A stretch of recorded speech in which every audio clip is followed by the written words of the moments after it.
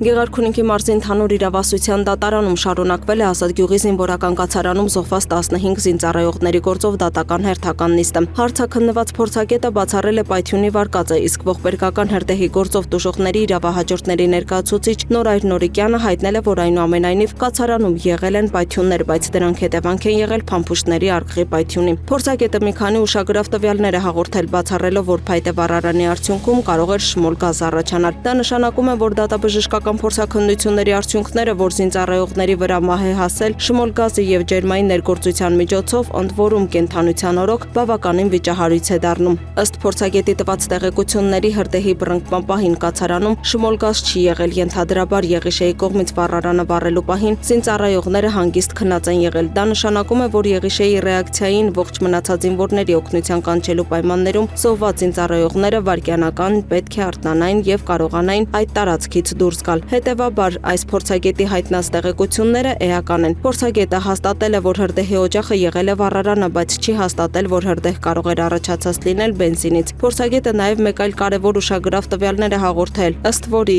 ինքը տեսականում եւ գործնականում հնարավոր է համարում քննչական փորձարարության իրականացումը։ Դա նշանակում է, որ հնարավոր է կազմակերպել քննչական փորձարարություն, վերականգնելով դեպքի իրականացման այդ գործընթացը, որի պայմաններում հնարավոր լինի պարզել, թե իրականում կարող էր վառարանը վառելու արդյունքում նման ծավալի հրդեհ ստանալ եւ նման ողբերգության պատճառ դառնալ։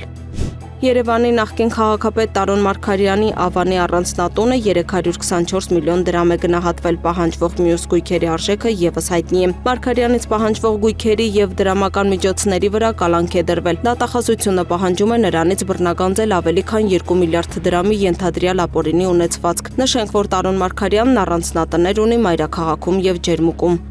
Դատախազությունը պահանջում է Սյունիքի նախկին մարզպետից բռնագանձել 8 միլիարդ դրամի ունեցվածք, հայտնի է նաև նրա երկու առանձնատան շուկայական արժեքները։ Սուրիկ Խաչատրյանի գործով դատարանն անցել է դատաքննության փուլ։ Հերթական դատական նիստին պաշտպանը պնդել է, որ Խաչատրյանը գույքերը ձեռք է բերել օրինական եկամուտներով։ 2002-ից 18 թվականներին Հրազդանը ղեկավարած ՀՀԿ-ական Արամ Դանիելյանի ենթադրյալ ապօրինի գույքի հայցը դատաքննության վերջնական փուլում է։ 15 տարի պաշտոնավարման ընթացքում նախկին քաղաքապետը անշարժ գույք եւ հողամասեր է ձեռք բերել ոչ միայն Կոտայքի մարզում, այլև Երևանի կենտրոնում։ Դատախազությունը նրանից պահանջում է 827 միլիոն դրամի ենթադրյալ ապօրինի ունեցվածք, 12 անշարժ գույք եւ 116 միլիոն դրամ է գլխավոր դատախազությունը պահանջում Հրազդանի նախկին քաղաքապետից։ 12 անշարժ գույքի շուկայական արժեքը 710 միլիոն 772 հազար դրամ է գնահատվում։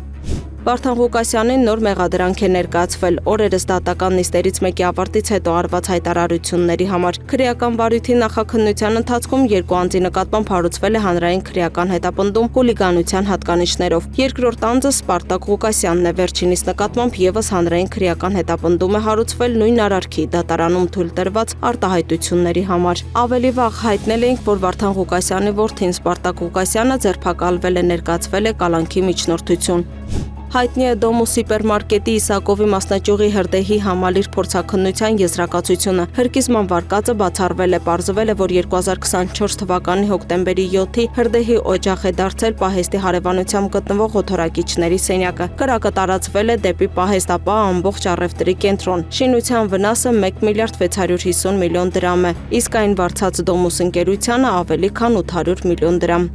Համայնքային ոստիկանության Նաիրիի բաժնի ծառայողներն օպերատիվ տեղեկությունների հիման վրա Կոտայքի մարզի Զովունի գյուղի 30-րդ փողոցում թմրանյութի փաթեթ տեղադրելիս ձերբակալել եւ բաժին են տեղափոխել Աբովյանի եւ Բյուրեղավանի բնակիչներ 26-ամյա երիտասարդներին։ Աբովյանցու խուզարկությամբ հայտնաբերվել է 14 փաթեթ, ընդհանուր մոտ 27 գրամ քաշով։ Նա ընդունել է, որ փաթեթներում մարիխուանա է։ Այն ձեռք է բերել համացանցի միջոցով եւ գումարի դիմաց պետք է տեղադրվեին Զովունիում։ Բյուրեղավանցի երիտասարդի խուզարկությամբ հայտնաբերվել է ծալովի դանակ։ Երիտասարդներն ու կազմված փաստատերը ներկայացվել են նախաքննական մարմին։ Հանգամանքները պարզվում են։